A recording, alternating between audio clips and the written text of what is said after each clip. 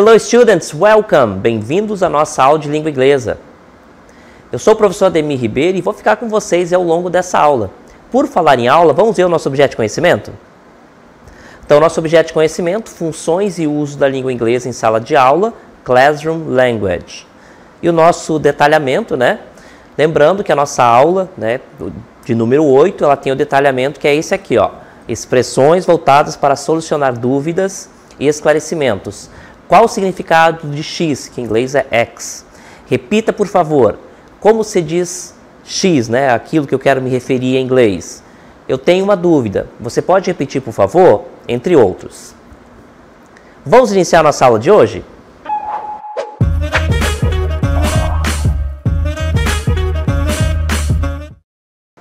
Então, o tema da nossa aula de hoje, né, está aqui, Classroom Language, que são aquelas palavras, aquela linguagem que é muito comum dentro da sala de aula.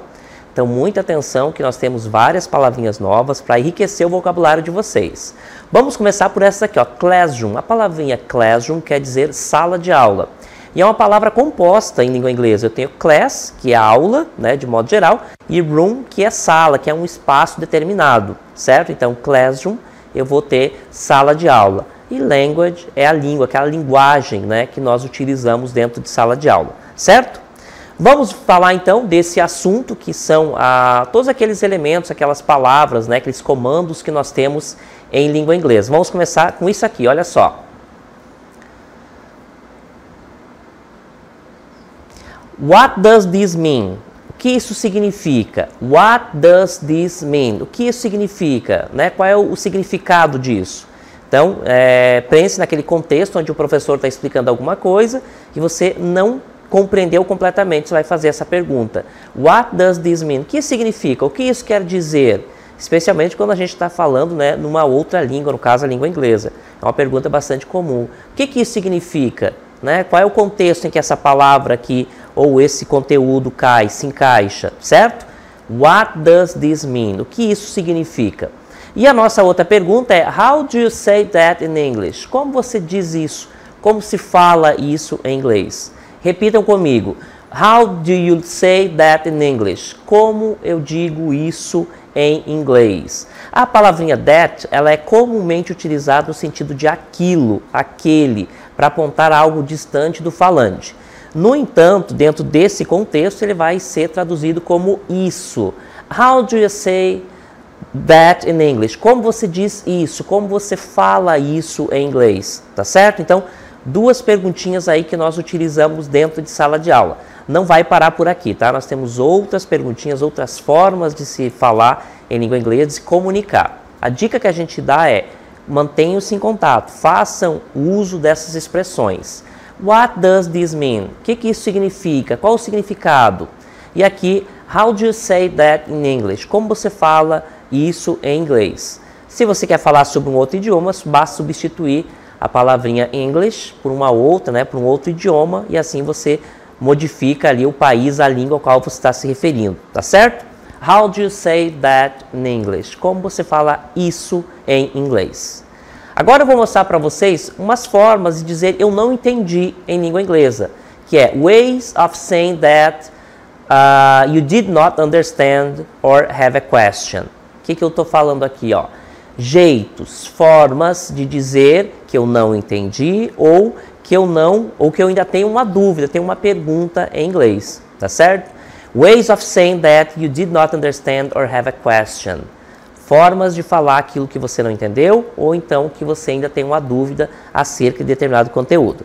Vamos ver essas formas? Olha só. I do not get it. I do not get it. O que significa isso? I do not get it. Significa eu não entendo. Quer dizer, eu não compreendo, não entendo. I do not get it. Eu não entendo.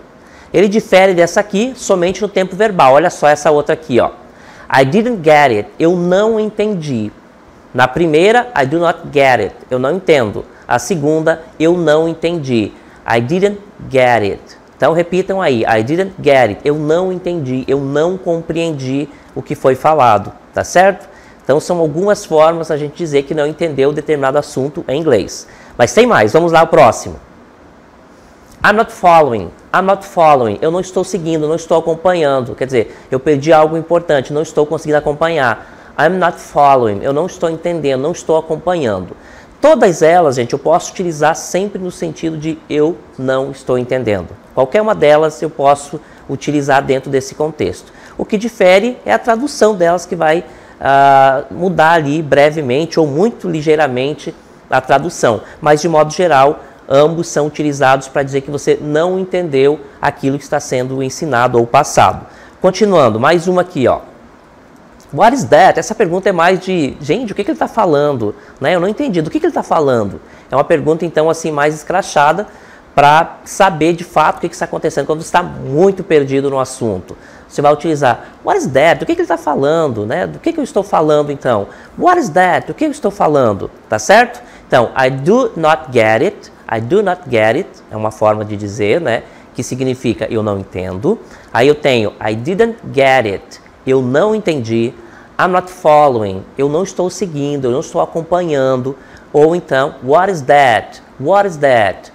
O que isso significa? Do que ele está falando? É uma pergunta assim, quando eu não estou entendendo nada, eu vou utilizar essa última perguntinha, tá certo?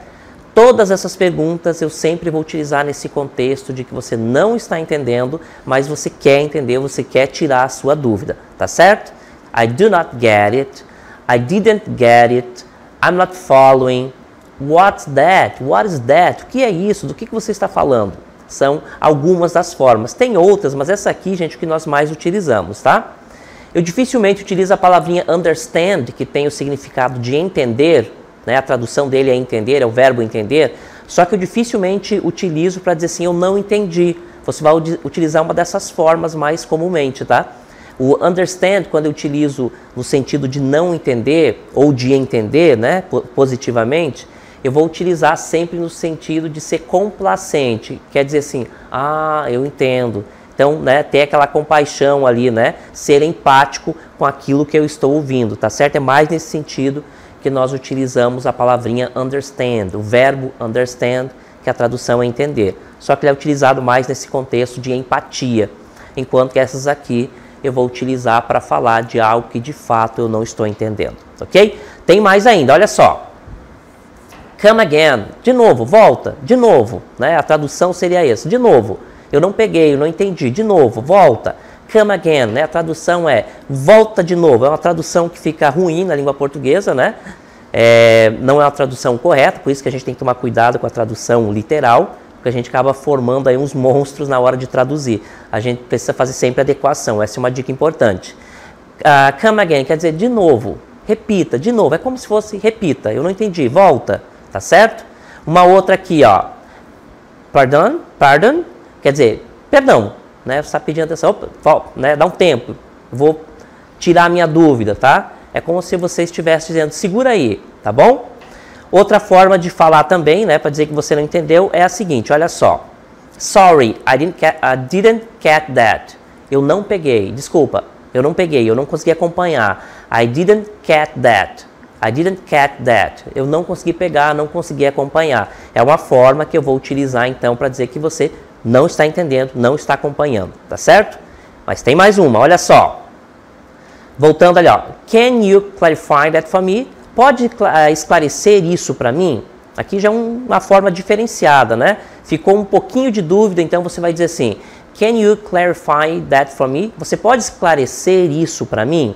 Também uma forma de você dizer que não entendeu em língua inglesa. Então, come again quer dizer volta, né? Quase como repita. Pardon, né? Perdão. Também nesse sentido de segura aí, quero entender, né? Eu ainda tenho uma dúvida. Aí, sorry, desculpa, I didn't catch that. Eu não peguei, eu não consegui acompanhar. E por último, can you clarify that for me? Poderia esclarecer isso para mim? Também é uma forma de dizer eu não entendo em língua inglesa, tá certo? Que eu não estou acompanhando aquela explicação que está sendo passada, tá certo? Vamos agora, gente, falar de verbos auxiliares, tá? O que é um verbo auxiliar? A gente já tocou nesse assunto. Verbo auxiliar, gente, são aqueles verbos que eu preciso colocar em determinadas construções gramaticais. No entanto, ele não tem uma tradução, tá certo? Olha só a definição desse verbo auxiliar. Auxiliary verb, verbo auxiliar. O mais comum deles é o do, tá? E qual é a definição dele? Is used in questions and negations in simple tense, aí present simple and past simple. Então todos os tempos verbais, esses tempos verbais aqui, ó, isso aqui é um tempo verbal, né? Esses tempos verbais aqui, eles vão precisar sempre de um verbo auxiliar, que é o do, que eu vou utilizar na mais das vezes, e também tem a sua forma de terceira pessoa do singular, que eu já vou explicar, tá? Que é o does. Então, quando o meu sujeito, que é de quem eu falo, daquilo que eu falo dentro da minha frase, dentro daquele meu contexto, quando o sujeito for terceira pessoa do singular, ou seja, he, ele, she, ela ou it, ele ou ela para coisas e objetos, quando o meu sujeito for um desses três aqui, ó, eu vou utilizar o does. Esse do vai virar does, significa a mesmíssima coisa. A diferença é que eu tenho, então, um sujeito de terceira pessoa do singular, ele precisa se modificar para se adequar ao contexto. Então, o verbo auxiliar do é usado em perguntas e em frases negativas, em alguns tempos verbais, como nós vimos ali, tá? Que é o passado simples, o presente simples, tá? São alguns dos tempos verbais onde eu utilizo o verbo auxiliar do, tá certo? Olha só, formação de perguntas no presente simples e no passado simples. Vejam a utilização do verbo auxiliar do. Olha só, do you like coffee? Você gosta de café? A palavrinha like significa gostar. Do you like coffee? Você gosta de café? Esse verbo auxiliar aqui, ó, gente, ele não tem tradução na língua portuguesa. Nós vamos traduzir a partir daqui, ó. Você gosta de café? O que caracteriza uma pergunta na língua portuguesa? É a entonação e o ponto de interrogação na grafia, né, quando eu estou escrevendo. Então, você gosta de café? Repare que o do não tem tradução. Mas para eu fazer pergunta em língua inglesa, eu preciso usar um verbo auxiliar. Nesse caso aqui é o do, tá? Na grande maioria das vezes eu vou utilizar o verbo auxiliar do. Olha só o does. Eu não falei para você que quando eu estiver falando he, she e it, respectivamente ele e ela, eu vou precisar utilizar o do. Então, esse do aqui, olha só, quando o meu sujeito for terceira pessoa do singular, ele vai virar does. Teacher, o que é terceira pessoa do singular? É he, she e it. Respectivamente, essas palavrinhas vão significar ele, ela, né? A palavrinha it significa ele ou ela para coisas e objetos, nunca para pessoas, tá? Sempre para coisas e objetos. Então, does he do his exercise in the morning? Ele faz os exercícios dele de manhã ou pela manhã? Ele não tem tradução, tá, gente? Verbo auxiliar não tem tradução, mas ele é preciso para formar uma pergunta dentro de alguns tempos verbais. Se ele não tiver, você não vai conseguir caracterizar a sua pergunta. E no passado simples, o do vai virar did. Então, o do significa fazer como verbo, só que ele é utilizado como verbo auxiliar por vezes. Aí ele não tem esse significado, ele não tem essa tradução, porque verbo auxiliar não tem tradução. No passado, o verbo do vai virar did. Então, quando a minha frase for fazer uma pergunta no passado, eu vou utilizar o did e não mais o do. Estão acompanhando? Então, no presente, eu vou utilizar do para minha pergunta, ou does, quando o meu sujeito, aqui vou colocar aqui, ó, for he, she e it. Tá certo? Quando o meu sujeito for um desses aqui, eu vou utilizar o does, isso para presente, tá? E todas as outras situações eu vou utilizar o do. Agora, quando eu for fazer uma pergunta no passado, o do vai virar did, tá? Então eu vou utilizar o did, como é o caso aqui. Olha só. Ela foi para a festa? Ela foi para a festa? O verbo go significa ir. Ela foi para a festa? É uma pergunta de passado, tá certo? Então, eu tenho o verbo auxiliar do, que quando o meu sujeito for terceira pessoa do singular, he, she, it, que significa ele ou ela, eu vou utilizar o does. E aí, quando eu for fazer uma pergunta relacionada ao passado, eu vou utilizar sempre o did, correto? Na sequência, nós temos mais exemplos. Olha só, formação de frases negativas agora, no presente simples e no passado simples. Ali eu estava falando de perguntas anteriormente, agora de frases negativas. Frases negativas também precisam de verbo auxiliar, tá? Ó, I do not like carrots. Eu não gosto de cenouras. A palavrinha not significa não. Onde ela estiver presente, significa que aquela frase está na forma negativa. I do not like carrots. Eu não gosto de cenouras, tá? Olha só o nosso verbo auxiliar do. Ele não tem tradução, porque eu digo assim, ó.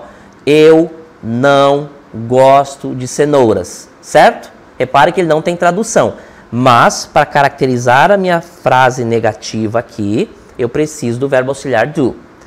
Passado simples. Eu vou utilizar o they, eles. They did not finish their homework. Eles não terminaram a lição de casa. Eles não terminaram a lição de casa. Repare que eu estou falando de uma ação que aconteceu no passado. Eles não terminaram, né? É uma ação lá no passado. They did not finish their homework. Eles não terminaram a sua lição de casa. O did, mais uma vez, não tem tradução, porque é eles ou elas, né? They significa eles ou elas. Então, they, eles não terminaram a lição de casa deles. Repare que o did não tem tradução, uma vez mais, mostrando, né, que ele precisa estar ali para formar a frase negativa, mas ele não tem tradução. Olha só, he. Quando o meu sujeito, que é de quem eu falo, daquilo que eu falo dentro da minha frase, dentro do meu enunciado, quando meu sujeito for terceira pessoa do singular, como é o caso aqui, o he, eu vou utilizar o does e não mais o do.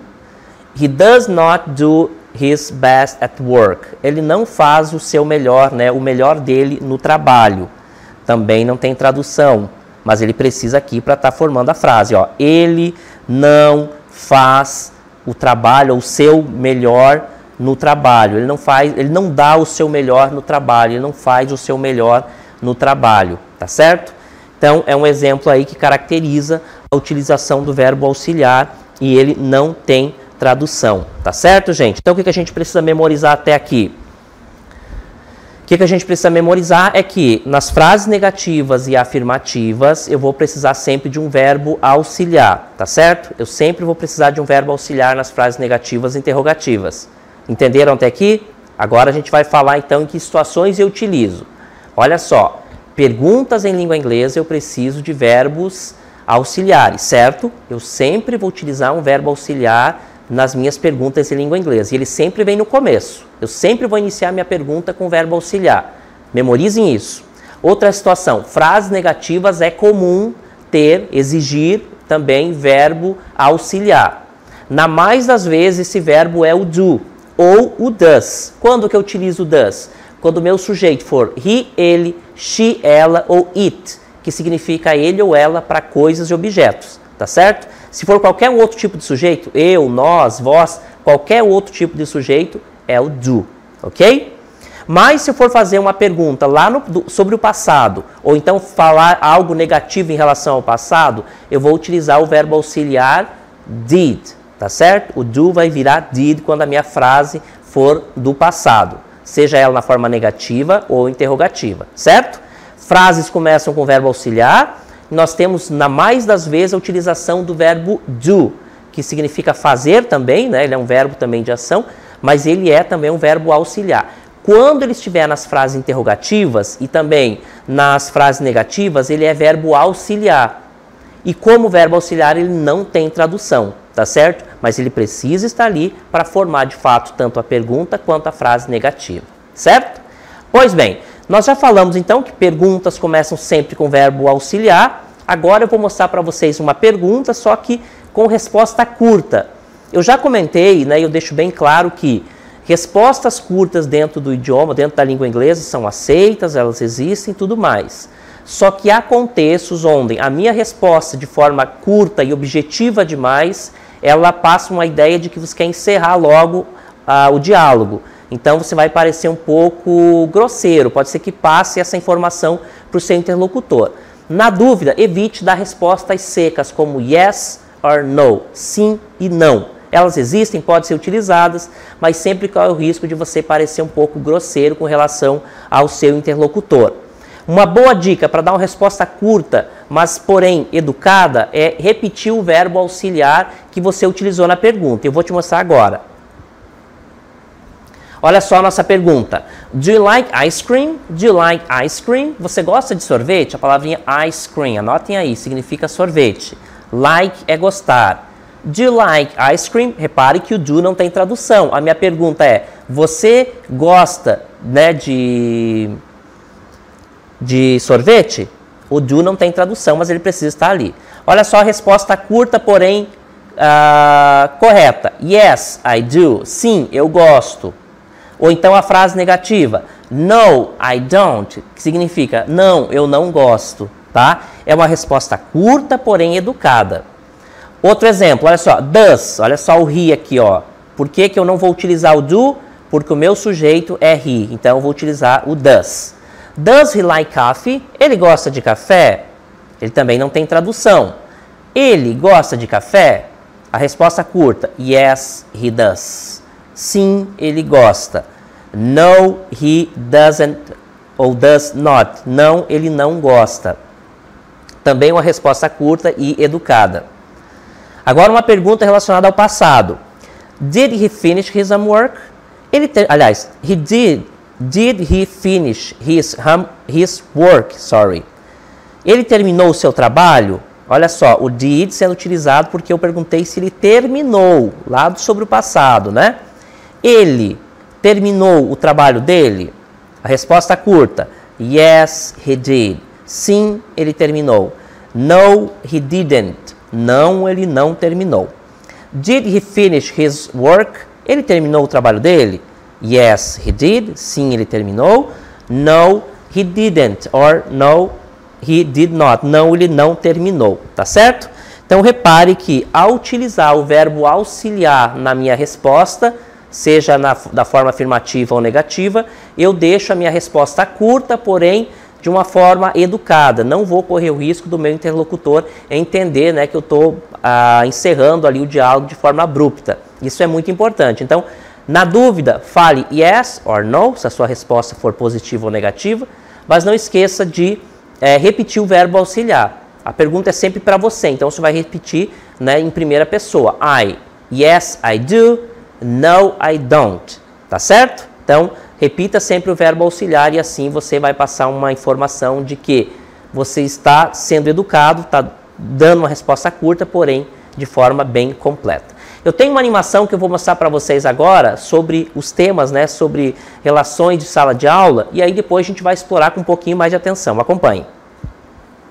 Hey Vicky, did you understand the professor's explanation in class today? I didn't get it. Could you explain it again? Sure. The professor was talking about the new research findings on climate change. Oh, I see. But I'm still not following.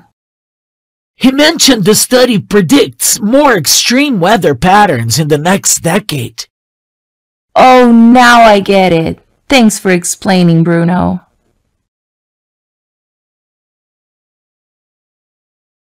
Ali no nosso diálogo foi justamente esse fato de não entender exatamente o que foi passado na aula. Agora a gente vai explorar com um pouquinho mais de atenção esse diálogo para vocês tirarem também, ampliar o vocabulário de vocês e tirar dúvidas aí sobre o significado de algumas palavras. Vamos lá? Então eu tenho na minha primeira cartela, I didn't get it, eu não entendi, né? Eu não entendi é o tema do meu diálogo. Então ele fala assim, ó, Hey Vicky, did you understand the professor's explanation in class today? Você, olha só o did não sendo traduzido, tá? You understand the professor's explanation in class today? Você entendeu a explicação do professor na sala hoje? A palavrinha today significa hoje. Daí ela responde assim, I didn't get it, eu não entendi. I didn't get it, eu não entendi. Could you explain it again? Você poderia explicá-lo novamente? Ela está perguntando aqui para o colega dela, o Bruno. Aí ele fala assim, sure, certo. Ou então, com certeza, né, o significado de sure. The professor was talking about the new research findings on climate change.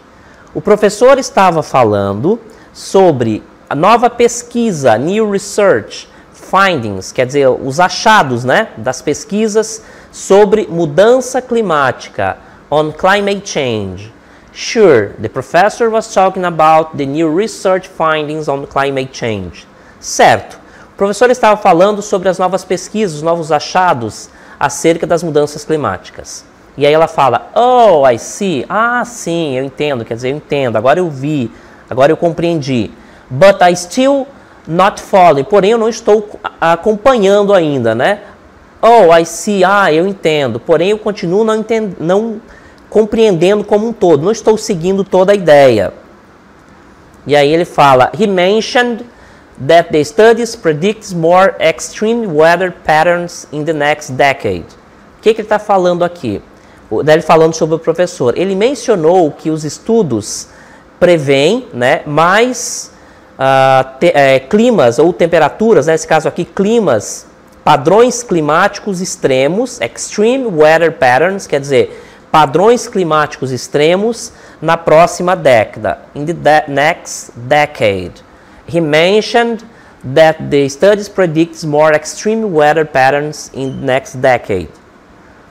A tradução, então, ele mencionou que os estudos preveem padrões climáticos mais extremos na próxima década.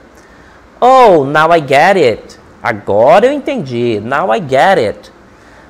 Thanks for explaining, Bruno. Obrigado por explicar, né, por repetir, por me fazer ensinar. Aprender, no caso aqui, o que ela não tinha compreendido, tá certo? Então, nós temos ali no nosso diálogo, ou tivemos no nosso diálogo, essas expressões que nós trabalhamos ali, né, relacionados à sala de aula, especificamente falando quando você não entendeu alguma coisa, tá certo? Que é I didn't get it, a expressão mais utilizada, ok?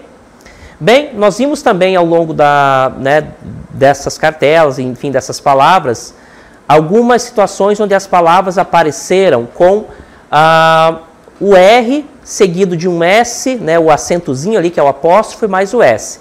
Essa vírgula, gente, que parece lá em cima, em algumas palavras, tá? Significa, na verdade, o nome dessa vírgulazinha, desse sinal, é apóstrofe.